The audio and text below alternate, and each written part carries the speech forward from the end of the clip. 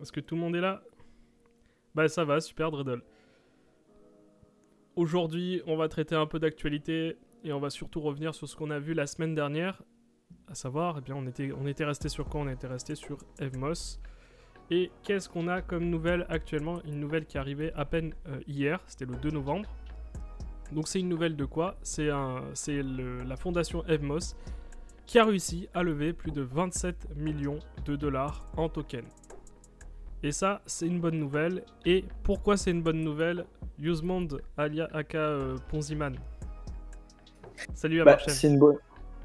Salut à tous. Déjà, c'est une bonne nouvelle parce que c'est plutôt des VC qui sont respectables et qui sont présents sur l'écosystème Cosmos et sur d'autres écosystèmes. Et parce que ça va permettre surtout d'attirer des développeurs, de développer tout simplement déjà Evmos, mais surtout, je pense, de payer, on va dire, d'autres projets pour venir s'implanter sur Evmos. Avec 27 millions, ils vont pouvoir faire des incentives et faire venir des projets qui seraient peut-être allés autre part s'ils n'avaient pas d'argent. Et là, ils vont pouvoir leur mettre un billet sous le nez pour venir sur Evmos, tout simplement. On rappelle quand même que c'est 27 millions de dollars. Alors apparemment, de ce qu'on peut voir, ça va déjà être utilisé comme... Alors ça pourrait être utilisé pour comme tremplin pour énormément de nouveaux projets. C'est ça. À l'instar de Galaxy Digital, UOB et HK qui participent aussi, j'ai bien compris. Si j'ai bien compris, pardon. Oui, c'est ça, c'est les VC, ouais. Ça, c'est le nom des VC, Galaxy Digital, Salut Yaka. qui est à fond sur Cosmos. À Marchen. Qui est à fond sur un peu tout Cosmos. Et oui, c'est bien, parce que justement, il y avait la news de Tarzis, du coup, qui est la team qui est derrière Evmos, qui demandait de l'argent à Kava pour continuer de développer le projet, et que Kava, donc une autre blockchain qui utilise la technologie d'Evmos, qui ne voulait pas, qui ont refusé de payer pour le logiciel open source, parce qu'Evmos demandait de l'argent parce que le logiciel est open source, et Kava a dit non, on paye pas, il est open source, tant pis pour vous. On développera si on en a envie, mais on ne veut pas payer. Donc ça, c'est une bonne nouvelle pour la pérennité justement de Evmos. Donc ça va assurer du coup le développement de nouveaux projets et ça nous assure aussi une stabilité, une certaine stabilité. Attention, ça, on ne peut pas le savoir vraiment à l'avance, mais ça nous garantit une stabilité en tout cas sur le cours de l'Evmos.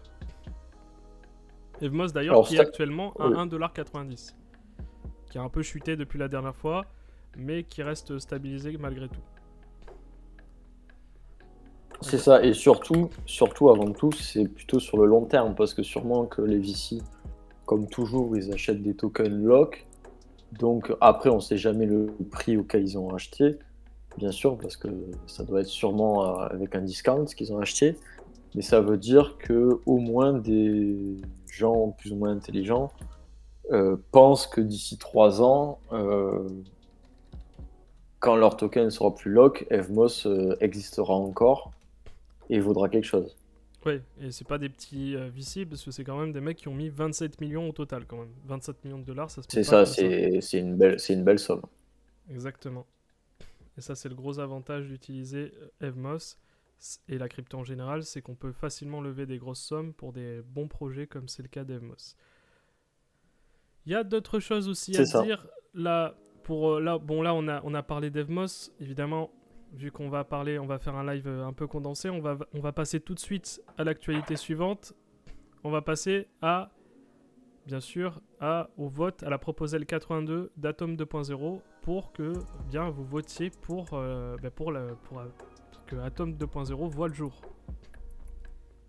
C'est ça, on a déjà fait un live, une vidéo, un papier qui explique les gros traits de Atom 2.0. Qui est le gros sujet chaud qui va nous animer jusqu'à la fin de l'année, je pense, et qui anime tout le monde sur Atom.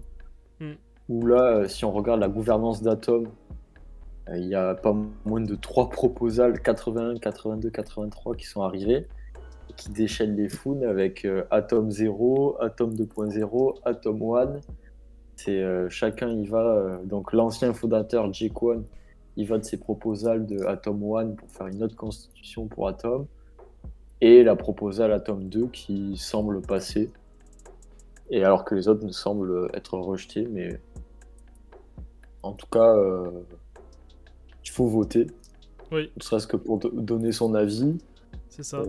Bah, actuellement, essayer vous avez une majorité de oui, essayer quand de s'informer.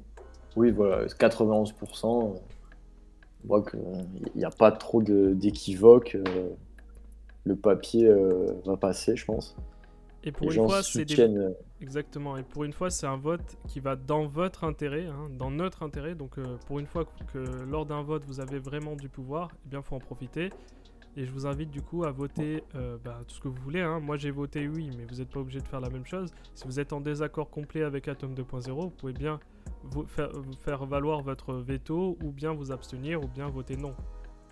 C'est ça, vous pouvez essayer de lire la proposition Atom 1 qui, de Jaquan qui va contre et qui veut un Cosmos Hub plus neutre, qui sera plus décentralisé, soi-disant, plutôt que Atom 2 qui serait le méchant. Moi, je pense que Atom 2 va dans le bon sens pour développer Atom, mais je pense que c'est bien, et au minima, c'est bien de voter parce que, bon, on en reparle encore, on en revient aux airdrops, mais souvent les dates très importantes comme ça d'un vote, si vous avez voté, vous aurez peut-être une partie en plus d'airdrop. C'est ça. C'est ça, ça arrive C'est souvent, hein. C'est pour c'était inciter le les cas personnes avant, à voter. Il y a beaucoup d'incentives qui sont liés au vote. Et c'est ça. c'est souvent quand on oublie de voter qu'on se trouve avec un airdrop qu'on a manqué, malheureusement. Donc ça vaut le coup d'aller voter. C'est gratuit. Et en plus de ça, c'est utile pour cette fois. C'est ça, parce que pour rappeler, quand on ne vote pas, en fait, c'est le validateur qui vote à notre place. C'est ça. Donc vous faites confiance à votre validateur pour voter, vous lui donnez votre voix. Et par contre, si vous votez, vous faites votre choix et vous pouvez aller contre le sens du validateur. Donc c'est Bien beaucoup entendu. mieux. Donc profitez de votre droit de vote. C'est dans votre intérêt. C'est tout à fait votre pouvoir. C'est ça. Et profitez-en pour aller sur les autres blockchains, hein. N'hésitez pas, il y a d'autres blockchains, il y a des proposals qui sont là tous les jours. Vous pouvez. Toutes les blockchains où vous stackez, hein, Exactement. notamment sur Osmosis, toujours bien de participer à la gouvernance. Ça, vous regardez par exemple Après, là. encore faut-il prendre le temps de s'intéresser à ce qu'ils votent, c'est pas toujours facile Il y a beaucoup de d'avoir le proposals temps. quand même, hein. On est d'accord. Ouais, c'est ça.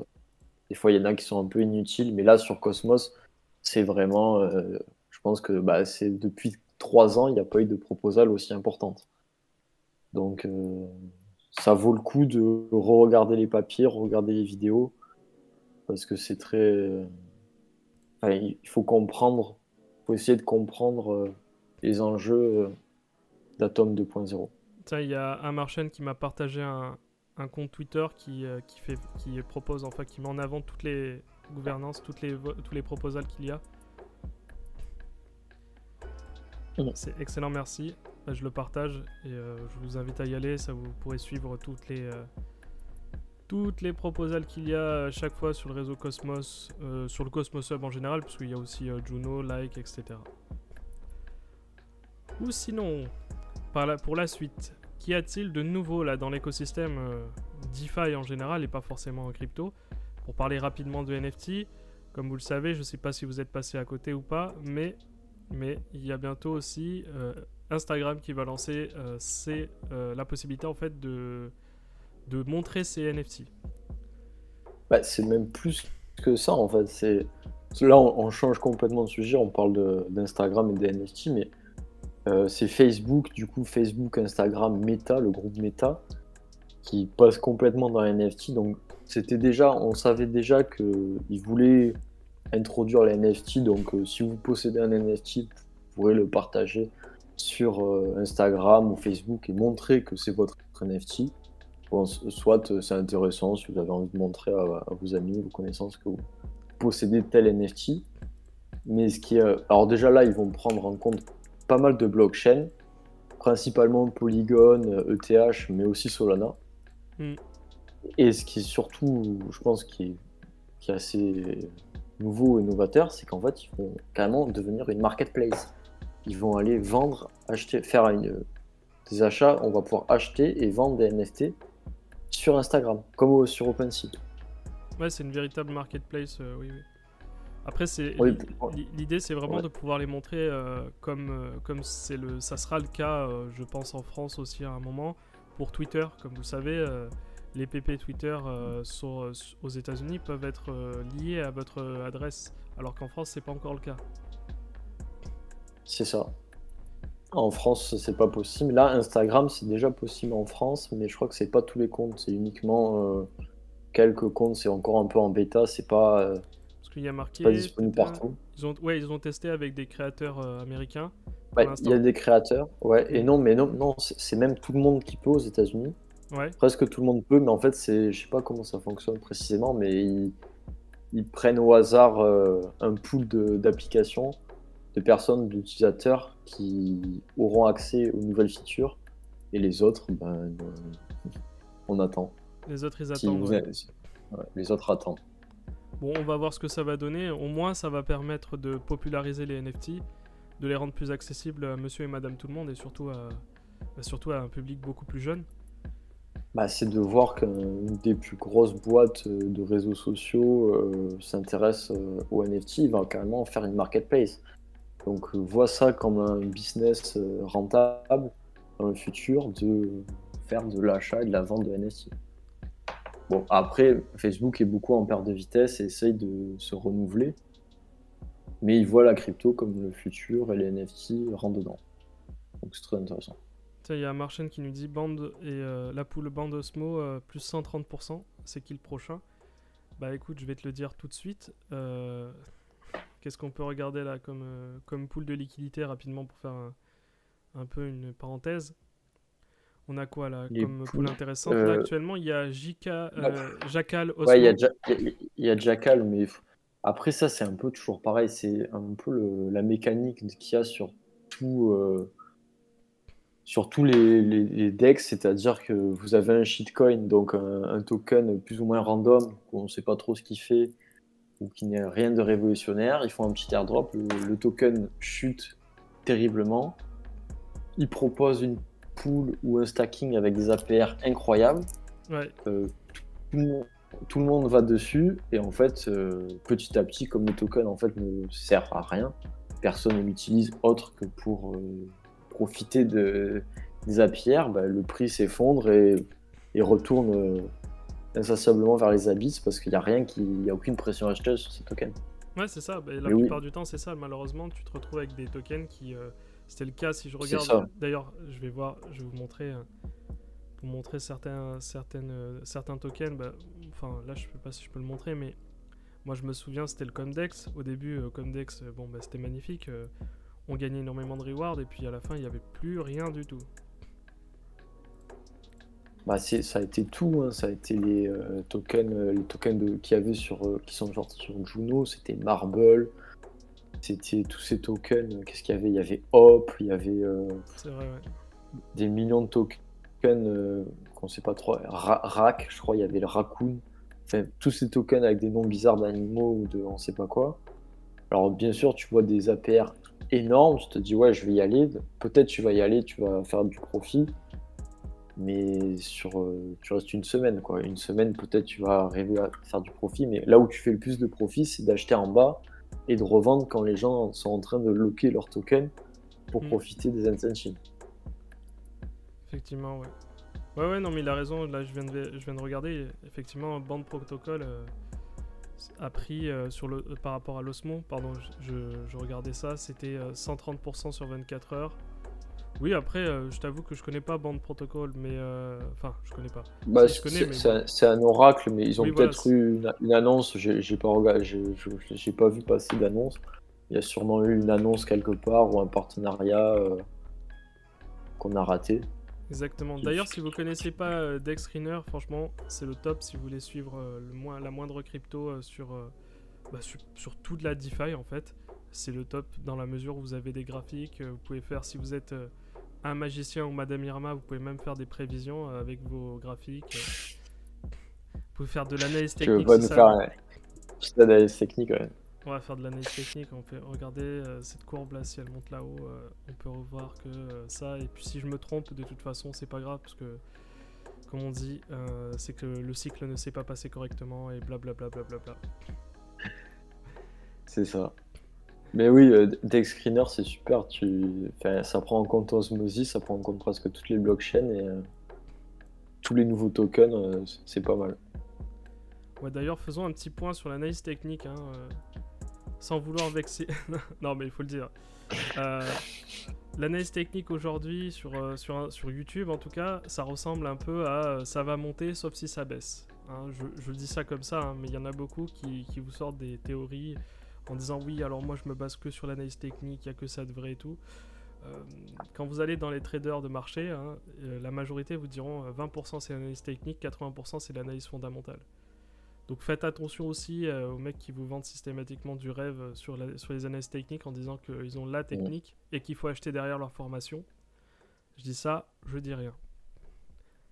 Oui, c'est ça, toutes les formations. Après, je dis pas, vous pouvez vous y intéresser pour votre culture, Non, je dis ça, alors je dis ça pour maintenant parce votre que loisir, mais j'ai reçu moi, beaucoup j'ai de aucune compétence. Ouais, mais c'est pareil, mais j'ai reçu beaucoup de personnes qui venaient en DM pour me demander s'il y avait des formations que je pourrais conseiller en trading et tout. Franchement, j'ai envie de vous dire, la majorité des traders, alors je dis pas tous, hein, mais la majorité des traders c'est du bullshit. Hein. Les mecs ils arrivent, ils font ouais, alors là ça va monter, sauf là, et puis regardez.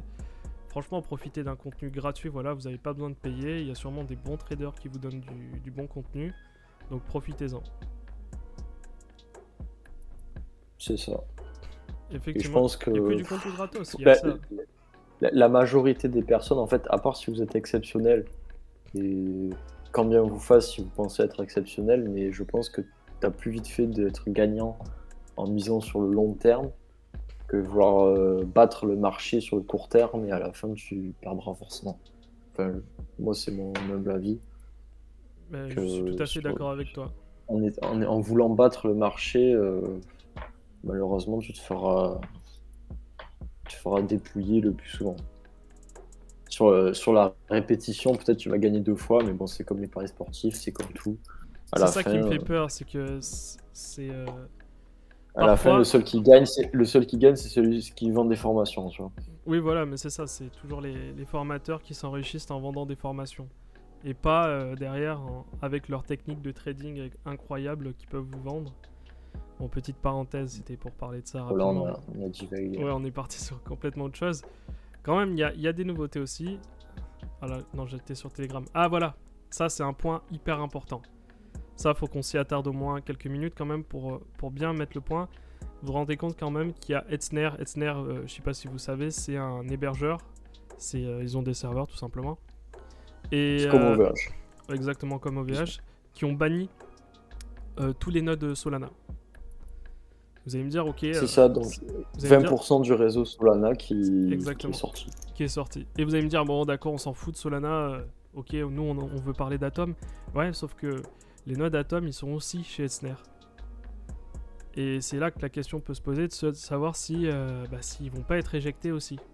Et quelles seraient les conséquences par conséquent. C'est 2 fois conséquent. Mais quelles seraient les conséquences pour Atom? Ça, c'est une vraie question aussi. Sur Atom peut-être moins, mais sur d'autres blockchains, ça peut être d'autres blockchains Cosmos, ça peut être beaucoup plus problématique parce que il y a quoi comme énormément de validation. Toutes les blockchains, que ce soit Osmosis, que ce soit Juno, que ce soit toutes les petites blockchains. On peut pas trouver la part à peu près de nodes chez Hetzner qu'ils ont? C'est difficile de savoir parce qu'en théorie, si leur IP n'est pas public, tu peux pas le savoir s'ils sont chez Hetzner. Ouais, c'est vrai. S'ils mettent un serveur de vente qui cache plus ou moins, tu peux pas le savoir. Mais je sais que la part est énorme. Je crois qu'il y avait des données, c'était presque, il y a certaines chaînes, c'est plus de 60% qui tournent chez Hetzner. Et pourquoi ça? C'est parce que c'est beaucoup plus rentable en fait. C'est le moins cher. Économiquement, c'est le moins cher et le plus facile. Donc c'est pour ça qu'ils vont là-bas. Parce que regarde, si on regarde les raisons invoquées, c'est quoi? C'est lié uniquement à la crypto. C'est juste qu'ils sont pas en accord avec leur réglementation sur la crypto. Si je vous regarde bien, Mais après, on le sait, c'est pourquoi ils font ça, c'est parce que ça leur demande trop de ressources. ouais. Et notamment Solana, bah, c'est les serveurs qui tournent à fond H24. Mm. Ils ont banni le Chia aussi, et le minage, mais c'est pour ça, c'est parce que ça leur demande trop de ressources, c'était les serveurs qui pompaient C'est pas H24. assez rentable pour eux, ouais. Bah, c'est ça. Alors que, bon, en théorie, Cosmos, c'est moins comme ça, puisque, comme on se dit, ça fonctionne par e-poche, donc c'est une fois de temps en temps qu'ils ont besoin de beaucoup de puissance. Mais, Mais on sait jamais. Il juste, vaut mieux prévoir. ouais, voilà, et Et là encore, tu vois, c'est un c'est-à-dire, gros problème. Tu vois, ça, c'est encore une fois, ça pose le problème de la décentralisation et du proof of stake. C'est la bah, c'est ça, dépendance parce que qu'on là, a au serveur OVH, au serveur Amazon, au serveur Etzner, là par exemple. Donc en fait, on a une dépendance quoi qu'il arrive. On n'est pas tous à avoir à héberger une partie de nos nodes chez nous. On est obligé de majoritairement héberger sur des serveurs qui eux ne sont pas décentralisés, loin de là. bah, j'ai envie de te dire, même chez toi, en fait, t'es même pas là. Oui, et au contraire, peut-être même là, justement, tu vois, Ouais, je regardais les conversations une avec décentralisation au même endroit. le. Non, mais le mec de Solana, le Anatoly, le cofondateur de Solana, qui te disait, bah, en fait, chez toi, bah, c'est presque t'es plus facilement stoppable, puisqu'en fait, ton opérateur Orange ou quoi, bah, il te stoppe, il te banne IP et t'es dehors. Ouais, mais il Donc c'est encore suffirait. plus facile. C'est plus facile si tu vises une personne, mais le principe de la décentralisation, c'est on a tous un petit peu de pouvoir Ouais. éparpillé, et par conséquent, nous stopper tous en même temps, c'est beaucoup plus compliqué que d'aller chez OVH et de brûler les serveurs. Bah, c'est assez facile, puisque toutes les blockchains en proof of stake, c'est quoi? Il faut une 30, entre les blockchains Cosmos, c'est 7 personnes pour les arrêter. 7-8 personnes, 7-10 personnes. Mm. Solana, c'est un peu plus, c'est 30 ou 40. C'est assez facile. Tu te dis, Je te dis que c'est. même Orange, ils sont capables de faire ça. Enfin, tu vois. Donc, et au contraire, dans un data center, bah, c'est plus difficile, tu vois. Ils disaient que c'était plus difficile de les stopper si ton infra elle est bien répartie dans différents data centers, partout dans le monde, chez différents providers, c'est Mm. plus résilient. Mais le problème, c'est que sur Cosmos, tu vois, la Solana, tu avais 20% qui était chez Etzner. Déjà, c'est énorme, mais ça veut dire qu'en fait, 80%, ça va. Sur Cosmos, Etzner s'arrête. Je pense que tu as 70-80% des chaînes Cosmos qui sont à l'arrêt. Ils font Ouais, ça du jour au lendemain, ils claquent des doigts, et les validateurs. Alors certains, ils ont des backups qui sont ceux qui travaillent bien en théorie. Bah, tu as une partie qui tourne chez Etzner et l'autre partie qui tourne chez Dieu sait qui. Mais certains qui sont raccros, radins ou Dieu sait quoi, font juste tourner le minimum chez Etzner et c'est tout. je vois, ouais. Bah, du coup, ouais, ça vaut pas le coup quand t'es. Mm. Ça vaut pas le coup de décentraliser chez nous, mais au moins ça offre une certaine sécurité. Moi, je suis pas d'accord sur ça. Je pense que vraiment, même si les opérateurs peuvent avoir un accès direct sur nos box, ils peuvent couper à tout moment. On fait absolument ce qu'on veut en tant que particulier de notre réseau et ça ne poserait pas de problème à un opérateur qu'on puisse faire ça de manière. Bah, déjà, on serait pas tous à le faire, on serait pas dans des grandes centrales, puis ça va pas poser de problème particulier pour les nodes qu'on avait déjà installés chez nous. Je vois pas pourquoi ça poserait des problèmes actuellement. Enfin, tu vois, pour moi, c'est un faux problème, Mm. mais au contraire, c'est une solution la décentralisation. Et je pense que si on se regroupe tous, comme l'a fait ETH chez Amazon, au final, on dépend plus de. Bah, on dépend en fait d'un Et ouais, État indirectement. On dépend d'une société qui dépend d'un État. mais en fait, ETH, le vrai problème qu'il y a sur ETH, c'est que je pense qu'ils sont fourvoyés tout seuls en ouvrant le stacking avant tout le monde et en ouvrant, c'est trop difficile en fait. C'était trop Mm. difficile de stacker sur ETH. Tu bloquais tes tokens et tu les revoyais jamais. Mm. Donc, t'as eu Lido qui arrivait, qui avait le monopole, tout le monde est allé chez Lido, et par nature, t'as fait un truc centralisé, tu vois. Alors que sur Cosmos et Solana, où t'as dans le wallet, dans le wallet de base, tu peux stacker et gérer ça. Sur MetaMask, tu peux pas faire de stacking. Ouais, c'est Compliqué. vrai. Non, c'est vrai. Et je pense que c'est une partie qui explique que sur ETH, ça s'est mal passé au début, en fait. Comparé aux autres proof of stake, tu vois. Ouais, je vois ce que Et tu veux en dire. soi, sur Solana, on critique, mais sur le stacking, bah, ils sont pas mal en fait. La décentralisation du stacking, c'est pas trop mal ce qu'ils font. Ça reste quand même limité et ça reste une blockchain assez qui reste en bêta depuis 2 ans. Solana, il faut regarder. Il y a des horaires d'ouverture et des horaires de fermeture pour Solana. Sachez-le. Hein. Pas le vendredi soir. La dernière fois, le gars qui a essayé de faire. Non, la dernière fois, il y a un gars sur Discord qui avait essayé de faire. Un abonné qui avait fait. Non, qui avait fait un transfert le vendredi soir. Bah, il a pas revu son argent avant. Il a pas revu son argent avant la semaine d'après. Oui, mais là, ce que tu dis pas, c'est qu'en fait, c'est à cause de Binance qui a bloqué les rewards et les retraits, oui, comme toujours. C'est peut-être à cause de Binance, mais c'est quand même sur Solana. Ah, mais ça, Binance, c'est souvent qu'ils bloquent les retraits. En fait, ils se sont calqués sur l'administration. Ah, mais d'ailleurs, je viens de voir à notre ami là qui parlait de The Graph. Oui. Pourquoi The Graph a pump? C'est parce qu'ils arrivent sur Solana et qu'ils ont fait une annonce c'est Brand. comme quoi ils arrivent. Band. Ah, c'est The Band. Ouais, ah, c'est putain, Band. Je confonds. Oui, c'est Band, ouais. Mais vas-y, parle de The Graph. Bah, vas-y, parle de The Graph. Vas-y, si t'as l'info maintenant, vas-y. J'ai aucune info, je croyais que c'était Band. Ah, d'accord. Je vais passer sur Twitter, mais ils ont fait une annonce sans rien d'extraordinaire, mais je pensais que j'ai confondu. Mais c'est pas grave. Il y a quoi d'autre Bonsoir. comme nouveauté? Oh, salut Derek, ça va? Ça va et vous? Il y a quelque chose aussi à annoncer, c'est Interprotocol. Ah oui, ça c'est très intéressant. Vas-y, dis-nous en plus. C'est toi qui as exploré le sujet cette semaine. Vas-y. C'est le stablecoin qui... D'ailleurs, c'est sorti en petite pompe, personne n'en a parlé. Ah, je crois que tu as bugué. Ah, la connexion doit pas être terrible. Agoric. Ah, on n'a pas entendu. On n'a pas entendu, ça a bugué. Ah, c'est de ma faute. C'est de ma faute. Non, c'est de ma faute, c'est OBS. On n'est plus en ligne. Donc c'est... Attends. Attends.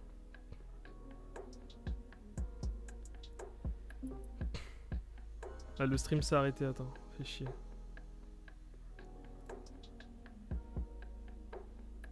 On sait qui fait un... Non. OBS, ok. On commence. C'est bon, on va repartir. Attends, voilà. Non, voilà, c'est bon. Ouais, c'est bon, ça revient. C'est bon. Ok. Bon, désolé, il y a eu une coupure, hein. Il y a une petite coupure. Hop.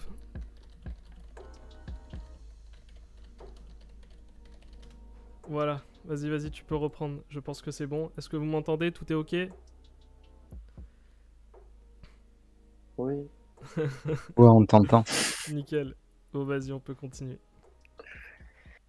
Donc c'est Interprotocol, c'est-à-dire, pour ceux qui ne savent pas, il y a la chaîne Agoric, qui est une blockchain, je vais faire un article dessus, mais c'est une blockchain qui permet les contrats en JavaScript. Et bref, la particularité de cette chaîne, c'est qu'ils ont en natif un protocole qui permet d'émettre un stablecoin décentralisé. Donc un peu comme le DAI sur Ethereum, vous pouvez déposer vos tokens, vos atomes, et mint en collatéral un stablecoin, l'IST, Interchain Security Token, je sais pas, qui est un stablecoin du coup $1, décentralisé contrairement à l'USDC, et qui a vocation à être partout, un peu à remplacer, on va dire, disons, l'UST. Mais sans le côté algorithmique risqué, Ponzi à encore 20%, ça va à zéro. Et comment ils garantissent? Avec un truc plus.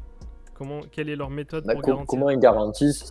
C'est-à-dire que si tu as 1 million d'IST, tu auras dans la réserve, tu auras plus d'1 million de dollars loqués.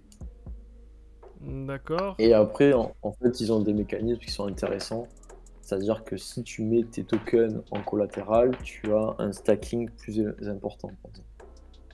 D'accord. Enfin, ils ont des incentives qui te permettent de faire ça. Et en contrepartie, c'est notamment une chaîne qui devrait bénéficier d'Atom 2.0, puisqu'ils devraient bénéficier, eux, ils devraient avoir énormément d'atomes disponibles suite à Atom 2.0, qui iraient chez eux pour mint énormément d'IST. Et les atomes seraient en collatéral bloqués dans leur protocole. Alors du coup, ils ont lancé... Ouais, et du coup, ils ont lancé le protocole cette semaine. C'est sorti il y a très peu. C'est vraiment là, c'est la bêta, c'est en test, mais c'est en test réel, c'est en test mainnet. Mais vous pouvez essayer, si vous voulez, d'aller sur leur site, de créer une wallet, parce que j'ai vu, il faut créer une wallet spéciale pour... C'est sur Kepler, mais il faut un tweak spécial pour interagir avec, et déposer par exemple des USDC et récupérer de l'IST. Pour l'instant, il n'y a rien dans la DeFi qu'on peut faire avec, mais sûrement que bientôt il y aura des pools IST, USDC ou je ne sais quoi, avec du yield intéressant sur du stablecoin. Donc à suivre de près, peut-être voir. Après, je ne sais pas si c'est intéressant d'acheter le token d'Agoric. En tout cas, ce que je sais, c'est qu'il est moins cher que lorsqu'ils ont fait l'ICO. Mais c'est une news à connaître, c'est assez important. Les stablecoins, c'est toujours important pour la DeFi et pour l'écosystème, pour le développement. Et c'est bien, comme tu dis, d'avoir quelque chose de décentralisé, et donc un stablecoin décentralisé plutôt que de l'UST. Je viens de voir ce qu'il faut un minimum de 10 BLD pour pouvoir faire la transaction. C'est ça. Ouais. C'est ça, il faut... En fait, ils appellent ça un smart wallet. Ouais. Ça te crée dans... Je sais pas exactement ce que c'est. Je regarderai ça plus tard de toute façon et on fera... Tu feras un article... T'as un article prévu sur ça? Oui, il est presque fini, il faut que je détaille encore un petit peu, mais... Ça c'est cool. Il faut que demain, si Dieu veut, il sera dehors. Il y a aussi quelque chose sur Crescent, là, cette semaine, tu es allé te renseigner sur l'équipe Crescent pour savoir un peu comment ils allaient faire le bootstrap. Le bootstrap. Yes, je suis allé... Yes, parce qu'en fait, Crescent, il va y avoir un nouvel airdrop qui va arriver. Et du coup, on s'est un peu intéressé. Je suis allé voir un peu les fondateurs, on peut voir ce qu'ils avaient prévu. C'est assez intéressant. Crescent... En ce moment, ça n'a rien d'extraordinaire. Faut aller voir si ça vous intéresse, mais c'est pas. Il y a du yield à 20% sur l'USDC, des pools. Donc si vous avez des stablecoins qui dorment sur Osmosis, vous pouvez éventuellement les envoyer sur Crescent pour les mettre dans des pools qui sont pas lock et qui tournent à 20%. C'est pas mal. En tout cas, hier c'était à 20%, là je peux pas te dire, je vais le voir. Mais ça peut être intéressant. Ah non, là ça a baissé, c'est à 16%. Bon, 16%, c'est déjà mieux que ton livret A, c'est mieux que rien. Sachant que c'est pas lock. Ouais. Plutôt qu'avoir de l'USDC AXL sur Osmosis, je l'envoie sur Crescent, je fais du 20%. Exactement, Osmosis, malheureusement, c'est lock pendant 15 jours. Enfin, c'est vous que choisissez, mais si vous voulez avoir les meilleurs APR, c'est lock pendant 14 jours. D'ailleurs, on en est où? Je vais regarder un peu sur diffusion, on en est où là au niveau des API? Ouais, vas-y, pendant l'instant, moi je finis sur Crescent. Et du coup, Crescent, ils avaient fait un gros airdrop. Ils avaient airdrop, je crois, 50 ou 100% de leur supply. Et il devait y avoir un second airdrop. Et du coup, Crescent, ça ne marche pas. Le truc ne marche pas. Ils sont en train de split. Et ils vont split Crescent. Avec un autre protocole, ça il avait annoncé, qui sera du coup lui lancé sur ETH, sur Ethereum, sur Polygon, qui va se concentrer sur du trading d'options, comme on dit, de la DeFi, mais de la DeFi un peu poussée, un peu nouvelle génération, ils appellent ça. Oui. C'est du trading d'options, donc comme Sega c'est des options, et en fait Sega on participe à des options, on va dans des pools d'options. Mais derrière, il y a du trading d'options qui se passe. Mais ça se passe sur des protocoles un peu arides ou sur de l'OTC entre des market makers. Ça se passe pas forcément aux yeux de tous. Et eux, c'est un protocole qui va permettre de l'avoir ça plus facilement, de le démocratiser en théorie. Donc du trading d'options, des call options, des put options, etc.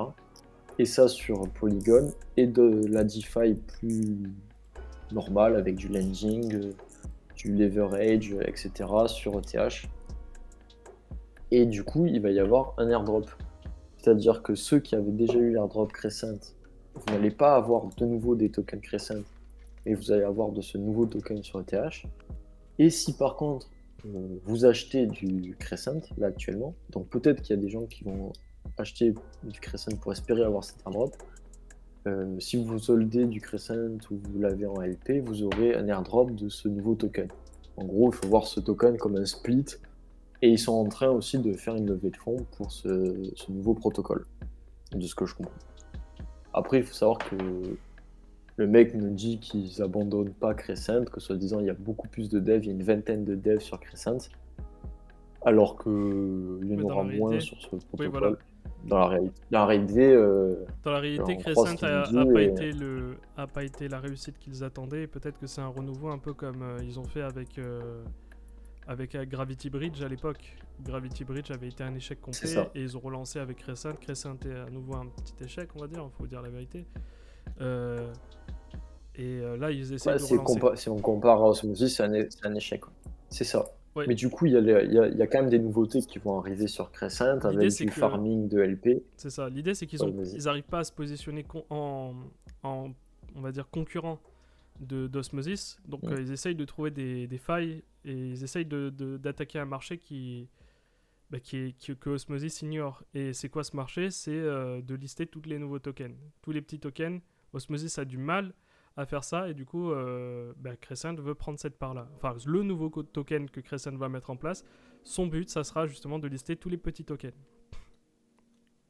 C'est-à-dire qu'aujourd'hui, sur Osmosis, ça coûte assez cher pour une team de lister un token.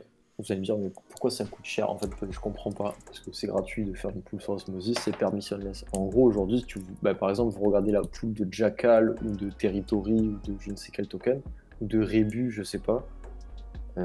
Pour eux, leur intérêt, c'est qu'ils aient de la liquidité dans leur pool. Donc la liquidité, il faut qu'ils attirent de la liquidité. Et qui va déposer de la liquidité dans leur pool? Et en fait, bien souvent, c'est eux-mêmes qui déposent de la liquidité. Et ils sont obligés de déposer énormément d'osmo, peut-être 100 000, 200 000 $, et de faire après des incentives, et donc de brader leurs tokens pour attirer des mecs qui font de la LP. En fait, tu es obligé de faire un Ponzi. Alors que plus ou moins, et ça coûte de 100 000, 200 000 €. Et pour des petits projets, c'est pas possible.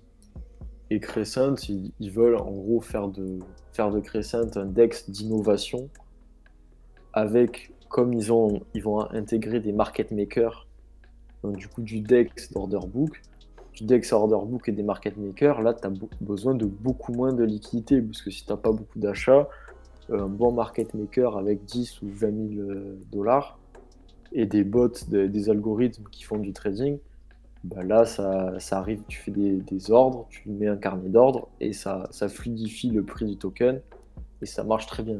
Ça demande moins de ressources et en théorie ils pourront lister plus de nouveaux tokens qui sont pas sur Osmosis. Et notamment, je sais, il m'a dit qu'il bossait avec Canto. En gros, que Crescent, je sais pas pourquoi, mais ils aident Canto. Ouais. Pourquoi, je ne sais pas. Je pense qu'ils doivent les aider sur la partie Cosmos, sur développer la chaîne. Et que là, en contrepartie, Canto va les aider sur la partie ETH, de la DeFi ETH. Mais aussi, sûrement, on va voir arriver Canto très rapidement sur Crescent. Parce qu'aujourd'hui, Canto n'est ni sur, on en avait parlé l'année dernière, c'est ni sur Osmosis, ni sur aucun DEX Cosmos pour acheter du Canto. Ouais, et c'est ça le gros problème d'ailleurs. C'est que c'est très difficile en fait, de rentrer sur certaines cryptos. Il faut passer par des... quand on passe pas par des SEX, il faut passer par des DEX un peu... Enfin, c'est un peu compliqué. Il y a plein de swaps, de bridge à faire pour certaines blockchains. Et il y a d'autres problématiques aussi qu'on a quand on se lance dans la crypto. C'est qu'on se retrouve avec plein de wallets. Et ça, c'est un véritable problème.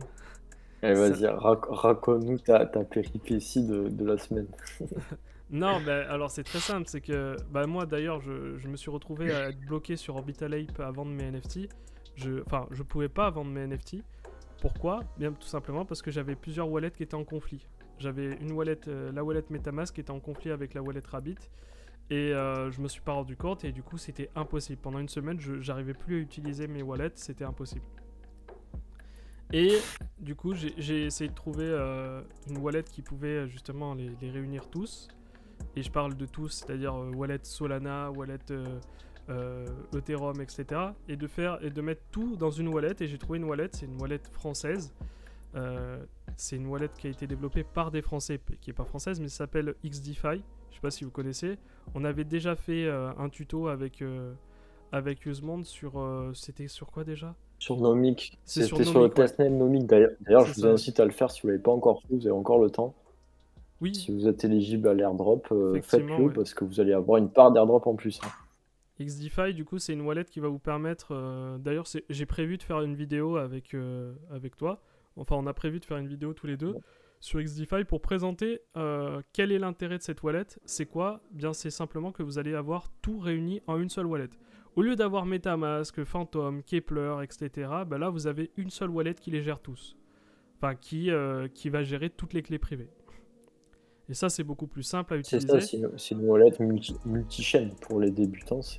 Exactement. C'est plus simple, c'est assez pratique. Si ça marche et si tu arrives à remplacer tout MetaMask. Parce que moi, tu vois Exactement. mon navigateur, actuellement, j'ai 8 wallets. Quoi. Il y en a que je teste, il y en a que Merde, c'est pas... pour toutes les blockchains. Une Aptos, une Kepler, une MetaMask, une je sais pas quoi, pour les testnets, pour Sui, pour une autre Solana nouvelle. C'est un arbre de Noël, quoi. J'ai perdu le mot de passe. Je me souviens plus du mot de passe de la wallet. Parce qu'en fait, ça, c'est pas ma wallet, ça. C'est la wallet que je voulais vous montrer. C'est une wallet test. Mais du coup, je me rappelle plus du mot de passe. Bon, au pire, c'est pas grave. La wallet, c'est XDeFi. Mais je vous en parlerai dans une vidéo. Et en gros, ça vous permet de remplacer Phantom, MetaMask. Alors, il y a des choses à savoir. C'est Solana et Ethereum. Et exactement. quelques chaînes. Donc ça, en gros, ça remplace la plupart de vos wallets. Et l'avantage de cette wallet, c'est ça.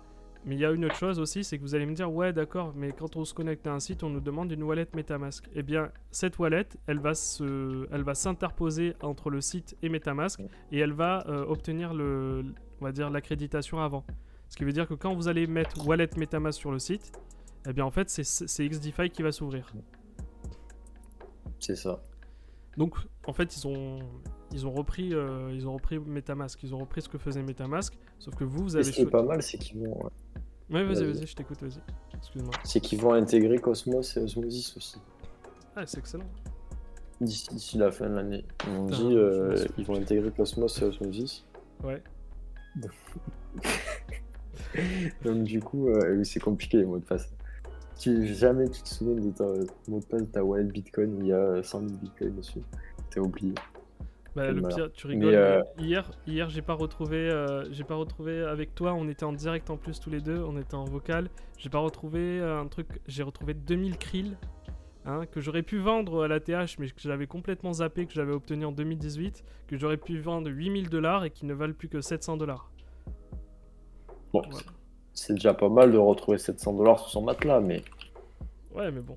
Et encore, je vous parle pas des BTC que bon, j'ai sur des wallets. J'ai des BTC sur des wallets que j'arrive même pas... Je me souviens plus du mot de passe, et comme c'est des wallets qui sont chiffrés, bah, si vous vous souvenez pas du mot de passe, bah, vous perdez vos BTC. Voilà. Bon. Je crois qu'on est perdu. Oui, bon. Merde. On est plus en live, ça fait 1 heure qu'on parle tous les deux. Mais j'ai l'impression qu'il y a... Attends, je sais pas si on nous entend là. Parce que moi, j'ai plus le retour. Je vais regarder. Ah si, c'est bon. Non, c'est bon. Nickel. Ouais, c'est bon. Perfecto, ça va alors. Nickel. Oui, donc je disais, la wallet en question, c'est XDeFi. Je vous la mets en description. Et de toute façon, on a prévu une vidéo de présentation pour vous montrer à quoi ça ressemble. Et l'équipe derrière, Cocorico, c'est les Français. Et ils sont très sympas. Oui, le fondateur, oui, ils sont très sympas. Le fondateur est français. Ils nous ont remercié quand on a fait l'article qu'on avait fait gracieusement. Qu'on avait mis XDeFi parce qu'en fait, c'est la seule qui a du Bitcoin en natif en extension Chrome, en fait. Exactement. Et ça, on a oublié de le dire. Oui, ça, c'est un point super important. En plus, c'est que la wallet, en plus d'être... je vous la montrer. Voilà. Hop, comme ça, c'est fait. Hop, là, on la voit. Il faut juste que je... Voilà, que je bouge rapidement le truc. Voilà, nickel, là, on voit tout. C'est bon. Oui, c'est compatible Ledger, pardon. Oui, c'est compatible avec Ledger. Et comme vous pouvez le voir, ici, vous avez Bitcoin, Ethereum, Phantom, Avalanche. Bon, en fait, Ethereum et Avax, bon, d'accord. Bitcoin. Ensuite, vous avez aussi, du coup, Litecoin, Solana, Terra V2 et Torchain. Et vous avez bientôt aussi Cosmos Hub. Donc, vous aurez aussi Kepler.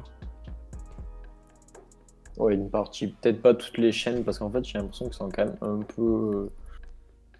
Je sais pas si c'est lent ou précautionneux pour intégrer des nouvelles chaînes, ils mettent pas tout et n'importe quoi. Ils mettent pas toutes les nouveautés à fond, tu vois, genre il n'y a pas Evmos, c'est moins permissif que MetaMask. Ouais. Mais du coup, c'est plus simple. T'es plus dans.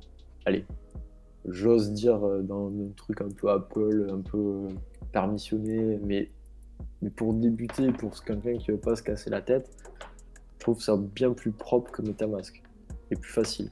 Et tu vois facilement tous tes trucs, c'est pas mal. Le plus gros avantage, c'est que t'as pas besoin d'avoir 50 wallets qui s'ouvrent. Là, t'as une wallet qui va gérer toutes les autres wallets. Toutes les clés privées, je veux dire. C'est ça. Et en plus de ça, c'est une wallet sur navigateur, donc c'est hyper simple à utiliser, quoi. Donc, et en plus un gros point positif, c'est que tu peux gérer directement tes NFT dessus. Les NFT, les swaps. Et ça, on en parle. Enfin bon, bref, on en parlera après. On verra, de toute façon, on a prévu de faire une vidéo, et pour ceux qui me demandent, effectivement, regardez, vous voyez même sur le site compatibilité Ledger. Voilà. Donc ça, c'était une petite parenthèse pour parler de cette wallet qui m'a plu. Ça. Et Stride, on fait un petit point sur Stride aussi. Oui, Stride, vas-y, je t'écoute. Allez, vas-y, on va parler de Stride. Sur Stride, donc Stride, le liquid staking. Donc ça peut être intéressant d'aller sur Stride. Stride, il y a maintenant le Stride Osmo. Donc je sais plus si les pools c'est intéressant sur Osmosis d'y aller, mais je crois que c'est pas très intéressant d'aller sur les pools Osmo, ST Osmo du coup. Mais du coup ça fait des pools stables qui en principe ont des meilleurs APR. Au début, je crois qu'ils ont très vite baissé parce que les pools ont été détruites et en fait vous avez très peu d'avantages en plus que de stacker tout court de l'Osmosis. Mais par contre, ils nous ont annoncé qu'ils allaient faire un petit airdrop où pas mal de personnes allaient être éligibles. Attendez, j'ai fait un tweet. Mais en gros, ils vont airdropper leur token Stride aux stackers de. C'est une très bonne nouvelle aux stackers du coup des premières chaînes qui sont en train d'onboard. Donc Atom, non pas Evmos. Juno, Osmosis, Stars et Injective. Donc Injective. Donc si vous stackez de ces tokens, vous allez avoir du Stride. Je crois qu'ils airdrop 10 ou 20%. Attends, combien 7%. 6,3% de leur supply. Ils airdrop. Donc c'est pas extraordinairement grand, mais c'est mieux que rien. Et ça sera le 22 novembre qu'ils vont airdropper une partie. Il y aura des tâches à faire pour débloquer tous les strides. Et à quoi sert le stride? Peut-être on fera un post spécial pour comment fonctionne le liquid staking. Mais le stride sera un token de gouvernance et en fait vous aurez un vote dans le protocole pour désigner les validateurs auxquels les jetons strides, les jetons du coup Atom, liquid staking seront délégués. Parce qu'ils sont délégués à des validateurs actuellement, ils sont délégués, je crois, sur Atom, c'est les 30 premiers validateurs, donc c'est pas extraordinaire. Et avec la gouvernance, vous pouvez choisir de déléguer à plus ou moins pour augmenter la décentralisation. En fait, ça en revient toujours au même endroit. C'est augmenter la décentralisation de la chaîne. Et essayer de ne pas faire les mêmes erreurs sur Cosmos que sur Lido et permettre un maximum de décentralisation avec le liquid staking. C'est ça, et bientôt il va y avoir aussi Quicksilver qui va balancer, je pense, d'ici la fin de l'année, à peu près, je crois. On espère le plus rapidement possible. Ils devaient sortir il y a un mois. Ils ont raté le train. Ils se font désirer. Maintenant, ils prennent leur temps. ils sont partis en vacances, maintenant ils se reposent. Ils ne Mais reviendront ouais, plus. moi personnellement, je suis beaucoup plus intéressé par. Enfin, peut-être à tort, mais ça me plaît plus ce que propose Quicksilver que Stride. Au niveau de décentralisation, au Peut-être niveau parce que t'as un airdrop de permission, Quicksilver aussi. peut-être. Non, non, c'est vrai, c'est que en fait, Quicksilver, ça te permet, c'est toi-même qui choisis là où tu vas déléguer. Alors que là, c'est eux plus ou moins qui le choisissent, c'est des validateurs qui sont waitlist. Donc Quicksilver, ça te donne plus de pouvoir à l'utilisateur. C'est plus, ça reste tes tokens un peu. Ouais, bien sûr. Ça d'ailleurs, à propos de continuer sur la lancée des testnets, vous avez, n'oubliez pas que vous avez Omniflix à finir. Hein, le testnet d'Omniflix. Ouais, ça c'est important. Il faudrait le terminer, comme ça vous serez éligible aux airdrops. Donc rappelez-vous ce qu'il fallait faire. Hein. Il fallait faire une collection de NFT, acheter des NFT, etc. Et il y a un autre airdrop aussi, un autre testnet à faire aussi. C'est celui de Zeta Chain aussi. Ah oui, Zeta, ouais. Zeta Chain, on avait fait un tuto, donc on vous invite à regarder le tuto. Hop, je vais vous mettre le lien du tuto en description. Mais en gros, bon là la chaîne est en maintenance. Ok. Bon pour l'instant ça fonctionne pas. Mais... Ouais, je crois que Zeta ça bug un peu. Vous pouvez quand même essayer de vous y mettre. Mais je crois qu'ils ont été un peu surpris par l'afflux de personnes qui sont arrivées suite à l'airdrop d'Aptos. Et je crois qu'ils ont beaucoup trop de monde, ça bug un peu en ce moment. Mais bon, c'est un testnet, quoi. Donc, c'est le principe de la blockchain. C'est le principe, c'est que ça galère et que ça bug. Donc, exactement, donc un testnet, c'est fait pour être éprouvé. C'est ça. Donc, si, il y a Say Network aussi, mais Say Network, c'est terminé, ça va bientôt sortir. Très intéressant, Say Network, c'est une zone DeFi. Il n'y aura que de la DeFi, donc ça, je pense qu'on va bien le suivre et voir ce qui s'y passe sur Say Network. Pour l'instant, on attend, le testnet est fini. On espère qu'on aura des tokens. Et espérons-le. Que pourra. Espérons-le. Et qu'est-ce qu'on a à dire d'autre cette semaine sur l'actualité? Est-ce que vous avez des sujets à aborder, des problématiques? Hein, on peut même répondre à des questions techniques hein, si vous voulez. Là récemment, si vous avez le moindre problème. Là aujourd'hui d'ailleurs, j'ai eu quelqu'un qui, peut-être il est en live ce soir d'ailleurs, qui a eu un problème avec sa wallet Kepler. Il a envoyé des atomes sur Evmos. Sauf que lui, il l'a fait depuis sur Trust Wallet, il l'a fait. Donc sur Trust Wallet, il n'avait pas accès à ses jetons atomes. Donc en fait, il a fallu aller exporter la clé privée et l'envoyer sur Kepler, celle de Trust Wallet, et on a pu récupérer comme ça les atomes. Et je crois qu'il est content, il a récupéré $450 à peu près. Donc c'était cool.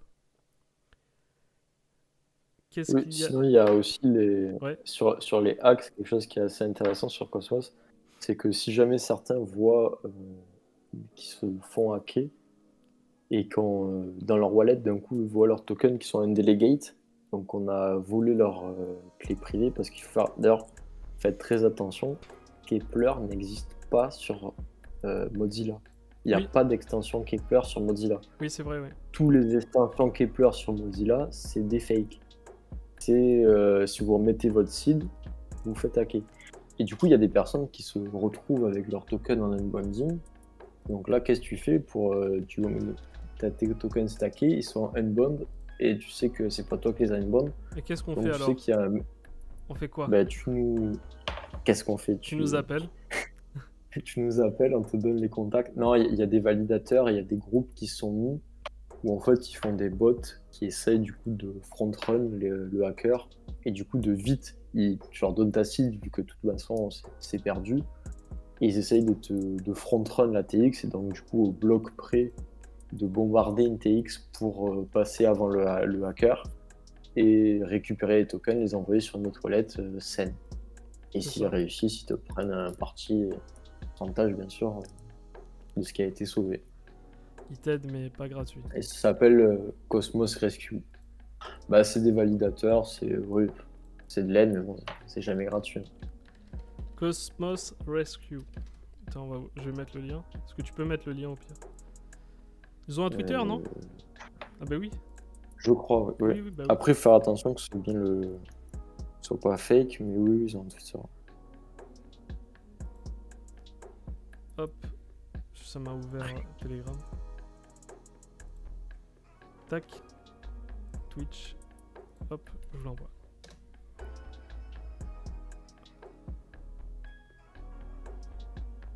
Voilà, voilà. Bon, ben je pense qu'on a tout dit. On avait dit qu'on faisait un live d'1 heure et c'est un live d'1 heure. Sauf, bien sûr, si vous avez des questions, si vous voulez intervenir, si vous voulez annoncer des nouvelles choses, vous n'hésitez pas à venir, eh bien, soit en commentaire sur Discord. Vous pouvez intervenir d'ailleurs maintenant si vous le souhaitez sur Discord pour poser des questions si vous le souhaitez. Hein. Il n'y a aucun problème. Si je peux rajouter quelque chose, je viens de voir. Ah ben vas-y, je t'écoute. La semaine prochaine, Osmosis va avoir une mise à jour de sa page d'accueil. Ah, ça super. va un peu changer. Ils vont enfin, nous qui sommes dessus depuis des années, presque, on va avoir la nouveauté. 2 ans maintenant, ça fait 2 ans maintenant. Ouais, des décennies sur Osmosis, non, ne soyez pas mentir. Mais ouais, ils vont arranger un peu les interfaces de pool, de LP, hein, pour mieux voir les API, où là c'est vrai que c'est un peu galère. Alors c'est pour ça qu'on utilise tous d'autres interfaces pour voir. Et du coup, ça sera directement sur le front, on peut améliorer ça. Ça c'est cool, ça c'est bien, parce que depuis le temps, ouais. C'est bien, mais ça serait bien qu'ils se bougent un peu, parce que c'est bien qu'ils se réveillent, parce qu'en soi, il y a plein de decks qui arrivent, et eux, ils ne bougent pas, ils n'ont rien changé depuis, comme tu dis, depuis 2 ans. Ils ont juste la primauté, quoi. Ils ont juste la primauté au départ, Sony a la primauté, bah, ouais, en fait, c'est le truc, c'est... On divague, je continue, mais c'est un peu le truc que tu vois que le problème des business models des DEX actuellement, c'est, je crois que j'avais vu par jour dépenser peut-être, les chiffres sont faux, mais les ordres de grandeur sont à peu près ça. Ils dépensaient 300 000 $ en incentive, donc en Osmo qui donnait aux gens qui font du LP, et par contre en fee, ils récoltent que 50 ou 60 000 $. Donc c'est 3-4 fois plus de dépenses que de revenus. Tu comprends bien que le yield, ça ne peut pas fonctionner comme ça. Et qu'il y a un sérieux problème sur les DEX et sur la LP, sur la DeFi, où c'est pas périn dans le temps en fait. T'es en train de dire que c'est des Ponzi ? Je dis pas que c'est des Ponzi, je dis que c'est des... Tu dis que c'est des opérations d'acquisition d'utilisateurs qui ne peuvent pas être soutenus ad vitam aeternam. C'est la même chose que Facebook. Je sais pas qu'un truc sans pub gratuit, ça marche pas. Il faut obligatoirement qu'il y ait d'autres revenus qui arrivent. Foutre du LP et des incentives. Après, c'est différent parce que c'est des tokens que tu donnes. Mais pour le prix du token, tu comprends bien que dans le temps, ça marche pas, quoi. Et oui, parce que de toute façon, ça va dévaluer le cours du token au fur et à mesure si tu en donnes trop. Tiens, on a une question de Kuma qui nous dit: je suis débutant en général, si on est sur une pool qui nous donne des LP tokens, on met en farming les LP tokens, ok. Mais si on met pas les LP en farm, est-ce que la pool rapporte quand même? Non. Alors en principe, oui, si. Avec le liquid stacking, c'est ça? Avec non, le super fluide. Non, je crois que tu prends, mais tu prends uniquement les frais de trading dans la pool. Juste les frais, les frais de volume, donc c'est rien en fait. Ça dépend les pools, ça dépend le volume, mais c'est pas grand chose, c'est 0,2%. Alors si d'un coup tu as une pool qui est toute petite mais qui a un volume énorme, tu vas avoir des bons incentives. T'es non incentivé, sinon tu bénéficies juste des frais de swap. La partie des frais de swap qui revient aux mecs qui font des LP, c'est presque rien. Et tu sais que j'ai jamais fait attention à ça, hein, parce que je les mettais, pour moi, je mettais systématiquement les LP tokens en farm. Donc pour moi, la question ne se posait pas. Ouais, c'est ça, mais par exemple sur Uniswap, t'as pas d'incentive. T'as pas d'incentive sur Uniswap et les mecs bénéficient uniquement des frais de swap et pour certains c'est rentable. Mais ça demande sans arrêt d'être managé, c'est super dur. C'est parce qu'on a l'habitude, nous, d'avoir systématiquement des incentives sur nos LP, alors que c'est pas le cas sur toutes les blockchains. Ouais. Non, c'est vrai. C'est ça. Il me dit ok, j'ai peur d'oublier des fois. Ah oui, c'est vrai que ça peut. Après, normalement, dans le mécanisme, moi aussi, des fois, je me trompe. Et c'est vrai que c'est souvent en 3 temps, on oublie la dernière partie, à savoir farm. Ça peut arriver. Mais on s'en rend compte très vite quand le lendemain, on n'a plus rien. Quand on n'a pas reçu les rewards, on se dit putain, qu'est-ce qui s'est passé? C'est exactement ce qui s'est passé sur Diffusion. Il y a beaucoup de gens qui sont venus en MP qui m'ont dit ouais, je reçois pas d'argent sur Diffusion, c'est n'importe quoi ton truc. Je fais mais tu les as mis en farm? Comment ça j'ai mis en farm? Bah j'ai fait comme toi là, j'ai mis les 2 tokens et puis voilà. Je dis ouais mais après il faut approuver, il faut que tu mettes ton LP token hein. Et ça ils avaient pas compris. Du coup ça faisait des joueurs en fait qui recevaient pas des rewards et qui se disaient bah pourquoi je reçois pas de rewards? Bah parce que tu les as pas mis en farm. Oh là là. Ça arrive à tous. Voilà, si vous n'avez pas de nouvelles questions, bah, on va finir ce live. Hein. Je suis désolé encore une fois pour les problèmes techniques qu'on a eu. On essaye de faire des petits lives condensés parce que tout simplement ça sert à rien de faire des lives trop longs où on n'a pas grand chose à dire. Là, on parle seulement si vous avez des questions, bah, vous venez, vous posez vos questions. Là, actuellement, on répond. Mais s'il n'y a pas de questions, on met fin au live et on se retrouve tout de suite sur Discord et on peut discuter ensemble si vous voulez rester pour poser vos questions personnelles. Voilà. Donc là, s'il n'y a pas de questions, on clôture le live dans quelques secondes et je vous souhaite une très bonne soirée et on se retrouve la semaine prochaine à la même heure, jeudi. Et j'espère qu'on pourra avoir Mitch de Pain. Hein, malheureusement, je sais pas, il devait venir ce soir mais il n'est pas venu, c'est pas grave. On se reverra une prochaine fois. Bon, sur ce, bon bah il n'y a pas de... Allez, merci à vous. On se retrouve sur Discord si vous voulez continuer pour avoir des questions un peu plus perso. Et si vous voulez pas intervenir pendant le live, ça se comprend. Du coup, on va passer sur Discord. Allez, bonne soirée les gars. Ciao, ciao. Bonne soirée.